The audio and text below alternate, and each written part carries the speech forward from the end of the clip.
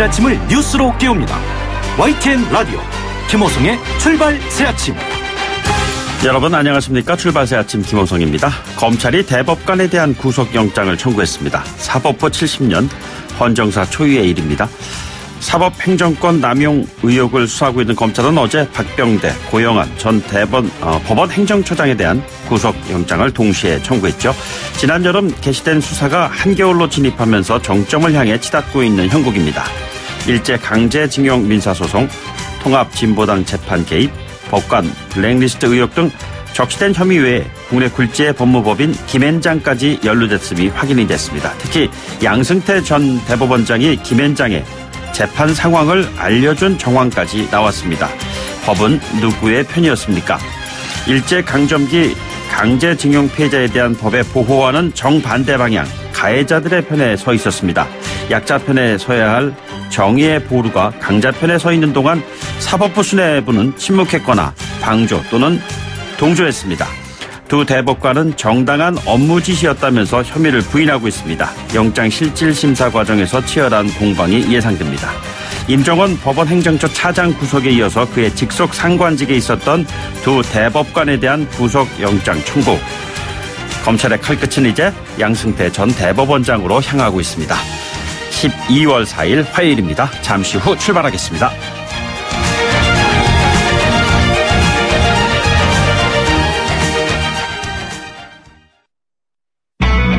YTN 라디오 김호성의 출발 새아침. 네, 지금까지 들어온 뉴스 오늘 꼭 아시면 좋을 뉴스 정리해 보겠습니다. 시사평론가 이종원 박사 나오셨습니다. 안녕하십니까? 네, 안녕하세요. 네, 이 유치원 3법, 박용진 3법 연내 처리 힘들지도 모른다 이런 얘기 나오고 있습니다. 네, 어제 국회 교육위원회 법안 소위가 이제 박용진 3법과 자유한국당이 제출한 3법을 병합 심사를 했습니다. 네네. 그런데 자유한국당이 좀 물러설 그 태세가 아닙니다. 정부 지원금을 보조금으로 변경하는 것에 일단 반대를 했고요. 예. 그러니까 이게 결국은 이제 부정 사용 시 환수 처벌할 수 있는 근거를 만드는 건데 그 부분에 대해서 이제 반대를 하는 겁니다. 또 정부 지원금은 국가 지원 회계로 또 학부모가 내는 교비로 교비의 경우는 일반 회계로 나눠서 따로 관리해야 한다. 네네. 이 입장도 고수를 했습니다. 사립 유치원 이 사유재산 인정해 줘야 된다라는 기본 발상에서 출발하는 거죠. 네네. 결국 어제 이제 처리가 무산이 됐습니다. 그러니까 법안 소위에서 통과가 되면 이제 전체회의에서 통과시키고 그래갖고 법사위에 넘어가서 본회의로 가는 그런 절차입니다. 네네. 근데 지금 이제 초기 단계에서 지금 이제 발이 묶인 그런 그 상황이고요. 지금 이렇게 되면서 이번 정기국회 회기 내에 과연 법안 처리가 이루어지겠느냐. 네네. 회의론이 지금 이제 많이 나오고 있는 그런 상황이고요. 이런 속에 마치 또 약간 공조라도 하듯이 때 맞춰서 또 한유총 측에서 협상단을 꾸려서 정부 쪽에 대화를 하자. 예. 이러고 나섰단 말이죠. 네네. 네. 또 대화 또 하겠다라고 얘기를 한다면 그 시간까지 고려하게 되면 또 더 늘어질 수 있는 그런 상황입니다. 예. 자칫 태삼명동에 서일필 되지 않나 그런 걱정도 좀 듭니다. 그리고 예산안이 결국엔 이게 선거법 이슈와 연기가 되면서 이게 복잡하게 전개가 되고 있습니다. 네, 그렇습니다. 보통 이제 예산안 경우에는 이제 막판에 가게 되면 이제 두 거대 정당이 이제 좀 나쁜 의미로 얘기하자면 좀 짬짬이를 해서 네네. 또 좋게 얘기하면 빅딜을 해서 이제 해결하는 경우가 많은데 이번 경우에는 지금 이제 소수 야당들이 지금 딱 이 선거법 이슈로 중간에 끼어든 그런 그 상황이 됐습니다. 그래서 더 지금 이제 굉장히 복잡해진 그런 그 국면이 아닌가 이렇게 생각을 하고요. 민주평화당이 연동형 비례대표제 수용하라면서 국회 천막농성에 들어갔어요. 예, 바른미래당하고 정의당도 선거제도 개혁안 처리 없이 예산안 처리 없다라고 네네. 지금 강하게 지금 이야기를 하고 있고 그런데 이번 같은 경우에는 이 소수 야당들 입장에서도 좀 양보하기가 좀 힘든 국면까지 좀 온 게 아닌가. 예. 이번에 이거 처리 못하면 절대 이 선거법 개정 어려울 거다라는 판단을 지금 가지고 있기 때문에 네네. 쉽게 물러설 것 같지 않습니다. 예. 이런 속에 또 좀 자유한국당 쪽이 세수결손 4조 원 문제를 다시 또 제기하고 나섰단 말이죠. 예. 제가 보기에 이거는 표면적인 이유고 역시 좀 서로 빅딜을 하는 과정에서 해결 안 되는 부분이 있다 보니 이 이슈를 또 표면적으로 들고 나온 게 아닌가 이렇게 네네. 추정이 되는데요. 지금 예산, 일자리 예산 관련한 것, 그 다음에 남북 경협기금 관련한 것, 공무원 증원, 세수 변동 대책, 또 특수활동비 이 부분은 또 원내대표단에 따로 넘기기로 또 했어요. 예, 예. 그리고 쟁점 246건 가운데 남은 것은 15건이다라고 얘기를 하고 있는데. 네네. 정말 그럴까요? 그러게 말입니다. 그런데다가 이 마지막에 남겨진 이 핵심 이슈들이 제가 보기에는 그렇게 단기간에 합의안을 만들기가 쉽지 않아 보인다. 네네. 이렇게 좀 생각을 합니다. 알겠습니다. 그리고 헌정사상 처음 초유의 일입니다. 대법관에게 구속영장이 청구됐어요. 물론 전직입니다만. 예. 네. 그 양승태 사법부 시절에 이제 법원 행정처장을 지낸 두 분, 그러니까 박병대 고영한 전 대법관에 대해서 구속영장을 이제 청구를 한 거고요. 지금 임종원 전 그 행정처 그 차장이 지금 기소가 지금 돼 있는 상황 아닙니까? 그렇죠. 예. 어떻게 보면 이제 이 박병대 고영한 두 이 전직 법원 행정처장은 그분 위에서 일을 업무를 지시하고 해서 하셨던 분들이잖아요.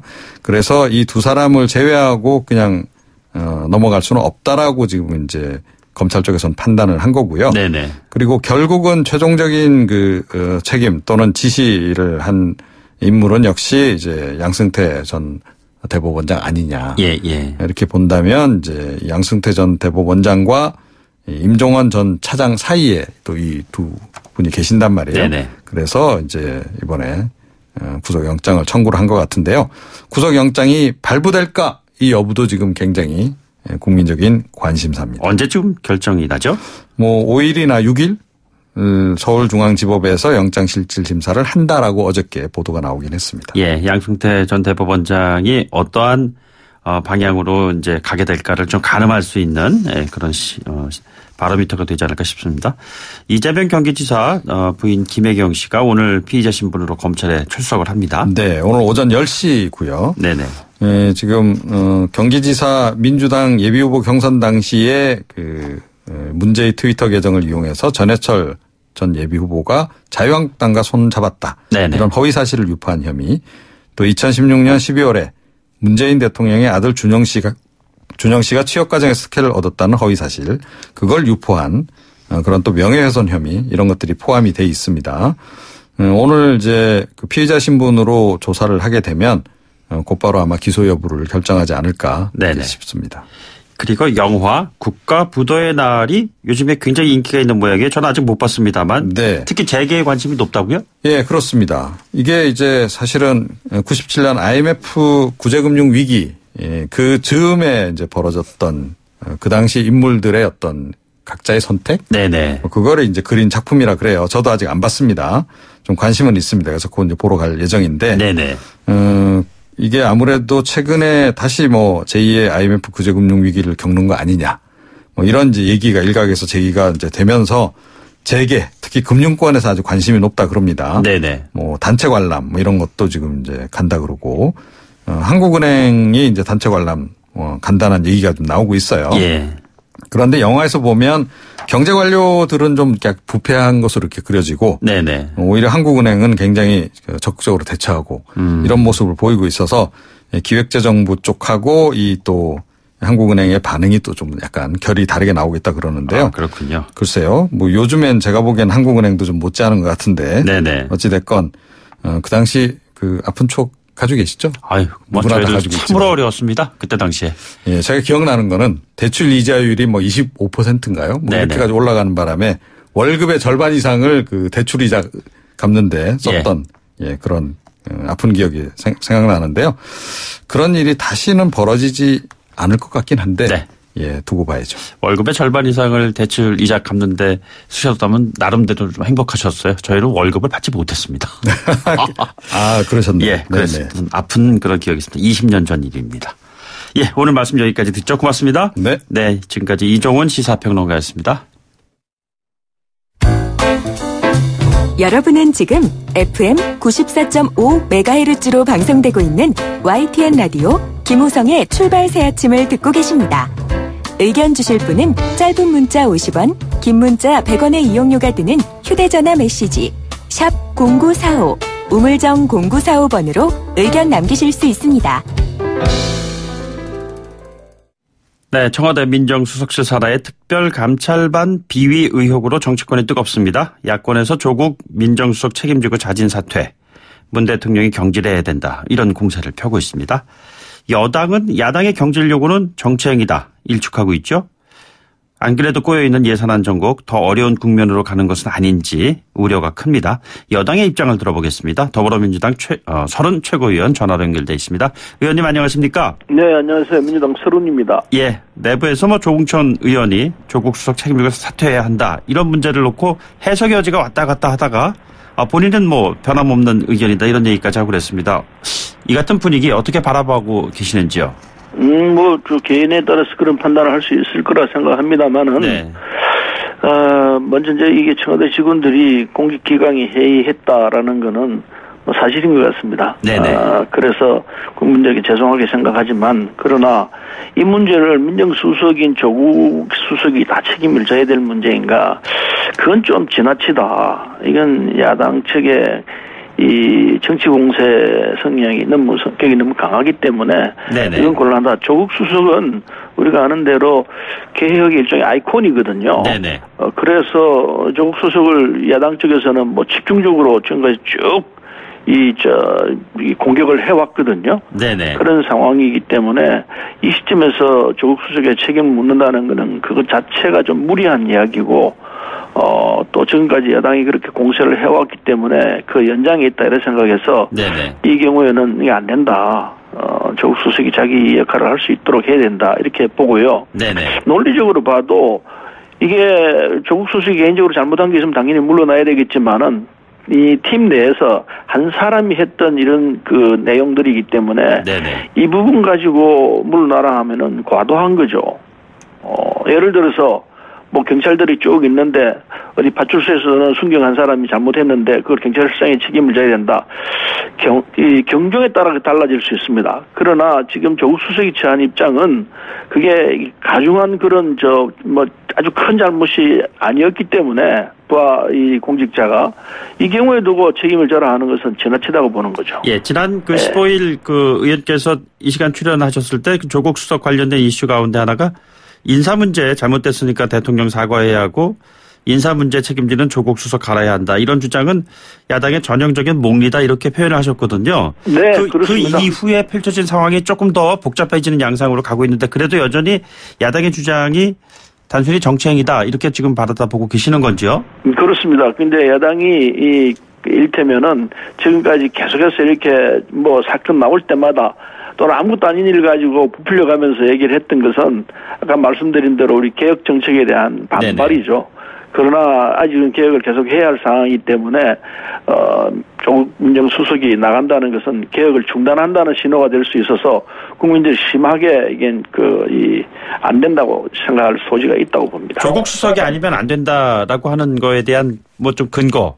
좀 자세한 설명을 좀 부탁드립니다. 조국 수석이면 안 된다라기보다도 국민은 지금 개혁을 요구하고 있거든요. 촛불 정권이 성공할 수 있었던 것은 전 정권 박근혜 정부의 국정농단으로부터 시작된 그 내용들인데 그건 국민들이 개혁을 하라 이 요구 아니겠습니까? 네네. 그래서 이 문재인 정부의 첫째 과제는 전 정권의 잘못된 이 비리들 척결해내는 개혁이었거든요. 네네. 그게 아직도 미진한 상태에 있습니다. 예. 그래서 그게 마무리되는 순간까지는 민정수석이 해야 할 역할이 있다. 네네. 그래서 조국 수석을 불러내서 지금 개혁의 역할을 하고 있는데, 근데 아직 개혁이 마무리된 시점이 아닌데 아무런 큰 잘못이 없는 상황에서 조국 수석을 물러나라고 그런다면 개혁 중단하겠다는 이런 얘기를 밖에 안 보이는 거죠. 네네. 그래서 물러날 수가 없는 상황이죠. 대통령이 믿어달라는 SNS의 표현도 이 연장선상에 있다고 봐도 될까요? 어떤 상황이라 봐야 될 겁니다. 아, 그렇습니까? 네. 그럼에도 불구하고 야당의 경질 요구 공세가 계속 강화가 되면은 지지율이라든가 전국의 동력을 상실할 수도 있다라는 우려도 있습니다. 어떻게 보시는지요? 그런데 이제 이건 국민들이 이제 판단하시겠죠. 이 부분에서는 조국이 물러나야 된다. 조국 수석이 물러나야 한다. 그건 국민이 판단하실 터인데, 우리들이 볼 때는 그건 야당의 주장이 일방적으로 지나친 주장이다. 이렇게 판단하는 국민이 훨씬 더 많을 거라 생각합니다. 예. 그래서 그 점에 대해서는 대통령 판단이 맞다고 생각하기 때문에 조국 수석에 대해서 책임을 묻는 것은 지나치다 이렇게 보는 거죠. 일부 패널들의 대담을 진행하다 보면은 그 민정수석이 청와대 안에서의 활동하는 것이야 뭐 무관한 것이지만 SNS를 통한 자기 주장을 이렇게 펼치는 것이 과연 옳은 것인가라는 문제제기가 있습니다. 어떻게 보고 계시는지요? 그 부분이야 청와대 인물로서 사회적 활동을 했던 사람으로서 네네. 자기 역할을 얘기할 수 있는 부분이 저기 법적으로 문제되는 것도 아니겠고. 네네. 그 더군다나 자기 입장에서 민정수석 관련이 없다고 할 수도 없는 부분일 터이고 예. 그래서 그건 SNS에서의 활동은 개인의 자유라고 생각할 수도 있는 것 아니겠습니까? 네네. 예.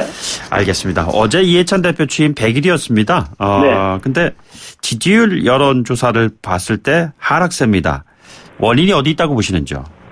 어제 이해찬 대표도 얘기를 했습니다만은 이게 민생경제 부분이 잘 안 풀어지고 있는 상황이기 때문에 네네. 이로 인해서 지지율 하락이 있을 거라고 보죠. 그러나 워낙 이게 지지율이 높았습니다. 문재인 정부 출범할 때 뭐 80% 가까운 이런 지지율을 보이고 이렇게 했기 때문에 예. 이 뭐 지지율이 떨어질 거라고 생각한 거는 모르게 다 예상하고 있었죠. 더군다나 지금 민생경제가 잘 안 풀리고 있는 이런 상황이고 거기다가 남북 관계도 지금 시원시원하게 풀리지 않고 있습니다. 예. 이런 요인들로 인해서 국민들이 답답하게 생각하면서 크게 발전될 거라 생각했던 분들이 이제 지지를 접음으로 해서 이런 현상이 일어났다고 생각하는데 네네. 경제 문제도 이게 결국은 커브를 그리지 않습니까? 하강점이 있으면 또 이 상승 국면이 있고 하기 때문에 이제 그 지지율도 점차 나아질 수 있을 거라 생각하고 남북 관계 개선이 있게 되면 또 다른 또 변화가 일어날 거라 생각합니다. 네네. 그래서 지금 이 시점에서는 낮은 수준이지만은 지금 이게 저희들은 바닥일 거라 생각을 합니다. 예. 그래서 이제 상승은 또 기대할 수 있다 이렇게 보고 있죠. 상대적으로 한국당 지지율이 제법 올랐습니다. 이 부분은 어떻게 분석하고 계시는지요? 한국당 지지율도 원래는 한 30% 정도 되는 게 상식이죠.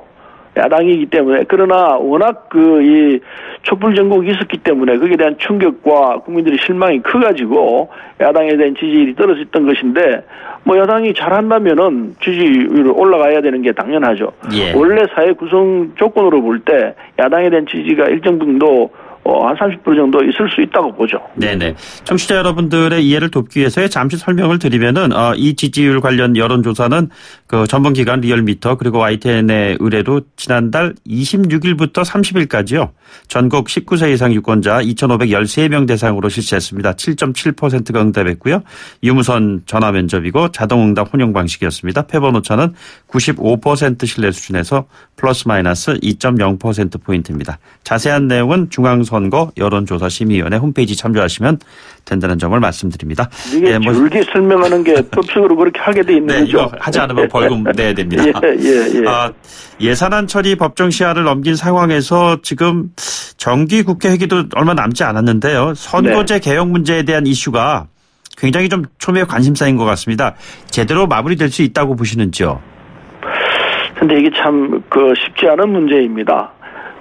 선거법 관련 부분은 뭐 전통적으로 여야가 합의를 해왔거든요. 네네. 합의를 해왔는데 지금 야3당이 연동제를 내세우면서 뭐 심지어 예산안과 연계하겠다고 하고 있지 않습니까? 네네. 그건 저는 뭐 잘못이라 생각합니다. 역대 지금까지 한 번도 이 선거법과 예산을 연계해가지고 이 반대한다, 뭐 찬성한다 이런 경우는 없었기 때문에 네네. 이거는 이 선거법 관계와 예산은 별개 분리해서 민생경제가 워낙 지금 안 좋은 상태이기 때문에 예산 문제는 예산 문제로 정리를 하고 그리고 정치개혁특별위원회가 지금 이 국회 내에 만들어졌습니다. 네네. 열심히 지금 논의하고 있습니다.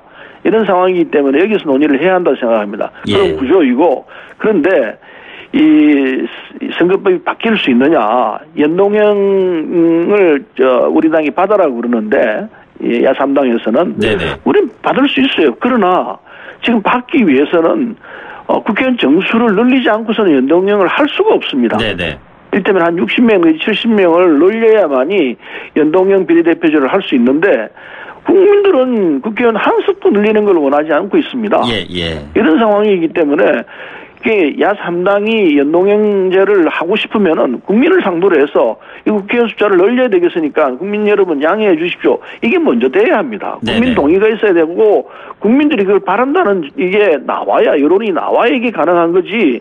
말로 연동형을 하자고 그러지만은 국민은 절대 다수가 절대로 국회의원 정수 늘리는 건 안 된다는 건데. 예. 그 정수 안 늘리고 무슨 재간으로 연동제를 할 수 있느냐 이 말입니다. 네네. 그래서 대통령의 공약사항이기도 하지 않았습니까? 대통령 공약사항인데 그 이제 우리가 연동제를 하면은 연동형 이 비례대표제를 하게 되면은 의석수가 표의 내용들과 같이 되기 때문에 이상적인 생각이죠. 하자 했는데 그러나 그건 전제는 국민의 뜻에 따르겠다는 게 전제가 돼 있는 거죠. 네네. 국민 여론이 있으면 그 여론을 앞서갈 수 있는 누가 있습니까? 대한민국 국민이 주인인데. 그렇기 때문에 야3당 입장에서는 연동제를 하자는 그 얘기를 하기 전에 국민 앞에서 국민 여러분 의석수를 60석 늘려야 되겠습니다. 70석 늘려야 되겠으니까 동의해 주십시오. 이 얘기부터 먼저 해야 됩니다. 그래야 얘기가 전개가 되는 거지. 그걸 안 하고 여당이 누리더게 되고 무조건 연동을 하자 그러면 우리가 무슨 재간으로 합니까? 네네. 국민들이 안 된다고 그러는데. 예. 의원님 연결한 김에 마지막 질문 하나 좀 드리겠습니다. 북한 문제에 정통하신데 네. 연말까지 김정은 위원장 답방 가능한지요? 이 가능 여부를 떠나서 판단의 문제인데 네네. 김정은 위원장이 이거 와야 됩니다. 서울을. 연말 전에 오셔가지고 와야 되는 이유가 세 가지가 있습니다. 제가 어제도 얘기를 했습니다만 이유는 첫째 이 김정은 위원장이 서울 오게 되면은 김정은이라는 분이 갖고 있는 이 정치적 위상 또는 세계인들의 이미지 이런 게 저 사람은 평화를 원하는 사람이구나. 네네. 이걸 전 세계에 심게 됩니다. 네. 한반도에 있는 남북 국민들에게뿐만 아니고 전 세계에다가 김정은이라는 사람이 진짜 평화를 원하는 사람이구나 이 이미지를 싣게 됩니다. 네네. 근데 이것은 돈으로 환산할 수 없는 거죠. 엄청난 그런 효과를 내게 되는 거죠. 그게 첫째이고 두 번째는 결국은 미국 관계를 풀어내야 되는데 네네. 미국과 트럼프 대통령과 김정은 이 위원장의 두 사람이 2차 북미 정상회담을 해야 되는데 여기 결정적인 기여를 하게 됩니다. 네네. 트럼프 대통령도 김정은 위원장이 서로 오는 걸 보고 같이 해야 되겠구나. 김정은 위원장이 확실하게 비핵화를 하려는 의지가 확실하구나. 이런 이제 시그널을 주기 때문에 또 와야 됩니다. 그리고 세 번째는 그로 인해 가지고 북쪽은 물론이고 남쪽은 물론이고 북쪽의 경제를 바꿀 수 있는 경제를 살릴 수 있는 이런 기회가 되기 때문에 절대로 이 기회를 놓치면 안 된다고 생각합니다. 빨리 와야 1, 2월 달에 있을 트럼프 대통령과의 이 정상회담도 쉽게 풀리게 될 것이기 때문에 지금은 그건 선택의 여지가 없다 생각합니다. 바로 오셔야 된다고 봐요. 알겠습니다. 오늘 여기까지 듣도록 하죠. 고맙습니다. 네. 네, 지금까지 더불어민주당의 설원 최고위원이었습니다. 1부 마치고 2부에 돌아오겠습니다. 소통의 아침을 여는 공정한 목소리 YTN 라디오 김호성의 출발 새 아침. 네, 출발 새 아침 2부입니다. 최근에 한국당에서 원내대표 경선이 지금 치열하게 전개되고 있죠. 그중에 후보 한 분 김영우 의원을 연결을 하겠습니다. 잠시 뒤 돌아오죠. YTN 라디오 김호성의 출발 새 아침. 네, 김병준 비대위원장 체제 혁신 성패. 자, 이것이 어떻게 앞으로 이루어질까? 이번에 다가올 원내대표 경선에서 그 하나의 그 단초를 찾을 수 있지 않을까 생각하시는 분들 많으신 것 같습니다. 네, 오늘은요 젊은 이미지 강조하고 있는 삼선의 김영우 의원을 연결해서요 한국당의 원내대표 출마의 변 들어보도록 하겠습니다. 의원님 안녕하십니까? 예, 안녕하세요. 김영우 의원입니다. 예, 5분의 지금 경선 주자들이 뛰고 계시는데요. 김영우 아니면 안 된다. 청취자분들께 설명을 해 주신다면요. 예, 다들 훌륭하신 후보님들이신데요. 지금 이제 자유한국당의 문제는 이미지의 문제입니다. 우리가 아무리 좋은 정책, 또 비전 이런 걸 가지고 있어도 국민들께 이런 것을 설명을 해도 자유한국당이 설명을 하면 옳은 소리를 해도 옳게 안 들린다라고 하는 게 지금 그 국민적인 이미지입니다. 왜 그렇다고 보시나요? 올드해서 그렇죠. 그러니까 네네. 모든 것이 틀에 박히고 좀 고루하죠. 그리고 그 상품을 파는 사람의 문제가 있었다고 생각합니다. 상품의 문제가 있었다기보다는. 그래서 우리가 신뢰할 수 없는 사람이 옳은 얘기를 하면은 결국 그 내용이 옳아도 신뢰하지 않지 않습니까? 네네. 네, 그런 이미지가 강했어요. 그래서 이번에는 그 나물의 그 밥 이거 정말 바꿔야 된다. 좀 더 젊은 이미지에 역동적인 이미지에 좀 리더가 필요하겠다. 이것이 뭐 제 주장이 아니라요. 제가 네네. 초선 재선 의원님들 많이 만나고 있습니다. 지금요. 예. 한결같은 말씀이 그렇더라고요. 예, 이번에는 당이 정말 바뀌어야 되는데 사람 메신저가 바뀌는 게 중요하겠다. 네네. 네, 그래서 제가 용기를 냈습니다. 친박, 비박, 중도 이런 것 다 식상하고 있고 지금 새로워지지 않으면은 또 외면당할 것이다. 이런 얘기 하셨는데요. 네. 자, 지금 새로워진다는 것은 그럼 어떻게 새로워져야 된다는 것이죠? 지금 원내 대표 후보로 나선 분들이 사실은 다시 친박 또 비박 논쟁을 하고 있습니다. 네네. 그리고 이제 뭐 계파라는 용어, 친박, 비박, 중도 이런 계파 용어도 금기어로 해야 된다 이런 말씀까지 하시는데 정작 우리 의원들은 계파를 별로 이야기하지 않아요. 네네. 근데 원내대표 후보로 나서신 분들이 오히려 원조 친박 또 비박 또 중도 논쟁을 하고 있습니다. 네네. 이런 그 금기어를 만드는 것이 중요한 것이 아니라 예. 이런 그 지금의 계파 이거 허상인데요. 네네. 이것을 활용해서 원내대표에 출마하는 것 자체가 저는 굉장히 문제가 있다 이렇게 생각합니다. 우리가 계파를 이야기하기 전에 내가 친박이다, 비박이다, 원조, 중도다 하기 전에 우리는 이제 미래를 얘기해야 됩니다. 네네. 우리가 왜 문재인 정권에 이렇게 많은 실정에도 불구하고 자유한국당의 지지율이 더 많이 오르지 않는지 이것을 이제 생각을 해야 되고 정책과 비전 대결을 해야죠. 예, 예. 이 시간을 통해서 그동안 그 유기준 의원 그리고 김학용 의원 질문을 해보면은 친박, 비박 이런 분류라는 것은 무의미할 뿐만 아니라 의원들 자체적으로도 얘기를 하지 않는데 왜 자꾸 이렇게 언론에서 얘기를 하는지 모르겠다 이렇게 얘기하시는데요. 언론에서 얘기하는 것이 아니라 실제로 친박, 비박이 아니더라도 잔류파, 복당파 이런 얘기를 하고 있거든요. 그렇죠. 그런 말 하고 있고 근데 제가 조금 이해할 수 없는 것은 또 뭐 단일화 얘기도 하고 그래요. 네네. 그래서 비박 단일화. 저는 이제 당연히 뭐 참여를 안 했는데 계파 대리전 하겠다는 거거든요. 그렇게 네네. 되면은 네, 양쪽 계파의 적자를 뽑아가지고 한판 붙는 거 아니겠습니까? 예, 저는 예. 그것은 완전히 구태 정치다. 네네. 이제는 형님 아우 정치하는 이런 정치는 정말 역사의 박물관으로 보내야 됩니다. 네네. 그 형님 먼저 아우 먼저 이렇게 할 수가 없죠. 단일화라는 것은 어떤 정책적인 비전이나 노선이나 이것이 같을 때 그럴 때 이제 하는 것이지 뭐 그런 것도 없이 밑도 끝도 없이 하는 단일화는 저는 옳지 않다고 보고요. 네네. 계파에 대해서는 그렇습니다.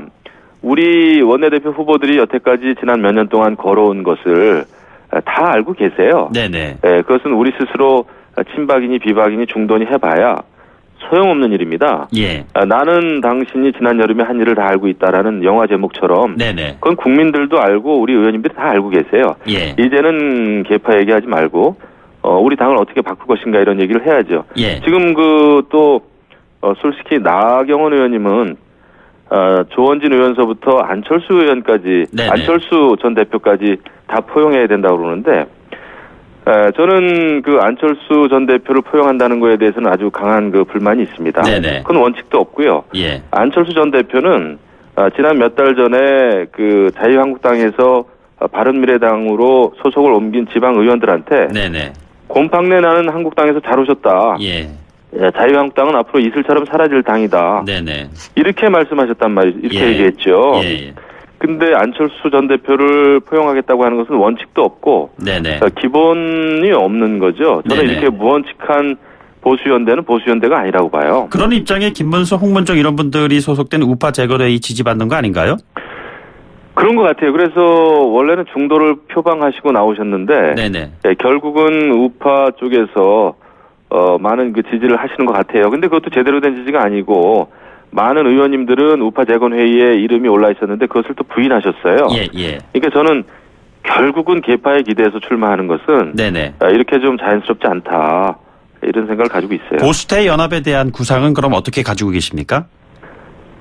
지금 보수 그 빅텐트 얘기가 나오고 있는데요. 네네. 우리가 텐트를 치려면 기둥이 튼튼해야 됩니다. 예. 근데 지금 기둥이 사실은 썩었어요. 우리 네네. 자유한국당이 제1 야당 아닙니까?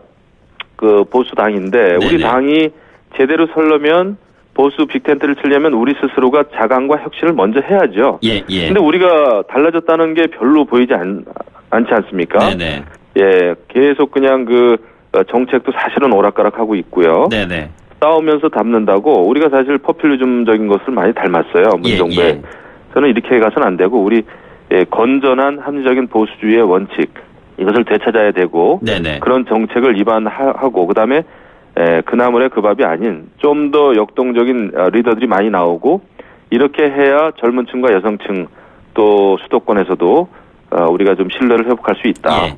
우리가 먼저 달라지는 것이 먼저다 생각합니다. 네, 국방위원장도 지내시지 않았습니까? 네. 김정은 위원장이 연내 와야 한다고 생각하시는지요? 저는 상당히 문제가 있다고 봐요. 네네. 정상회담 하는 것은 뭐 필요할지 모르나. 네네. 문재인 대통령은 또 그렇게 얘기하셨더라고요. 대한민국 전 국민이 박수 칠 일이다. 뭐 이렇게 말씀하신 것 같아요. 정확한 워딩은 잘 모르겠으나. 네네. 지금 국민들은 경제가 무너졌다고 아우성 아닙니까? 예. 정말 힘든 그 고난의 행군을 하고 있어요. 이런 상황에서 전 국민이 김정은 위원장이 여기 온다고 해가지고 박수를 칠까요? 저는 네네. 아니라고 봐요. 네네. 일의 우선순위가 있죠. 그리고 북한의 그 비핵화에 있어서 이렇다 할 비핵화 조치를 하나도 지금 실천을 하지 않았어요. 예. 북한이. 그런데도 불구하고 계속 그 해외에 나가셔서 대북 제재 완화해야 된다 이런 그 말씀을 계속 하시고 있는데 이것은 국제적으로 지금 우리가 거의 왕따를 당하고 있습니다. 네네. 이것은 국제적인 코미디가 되고 있어요.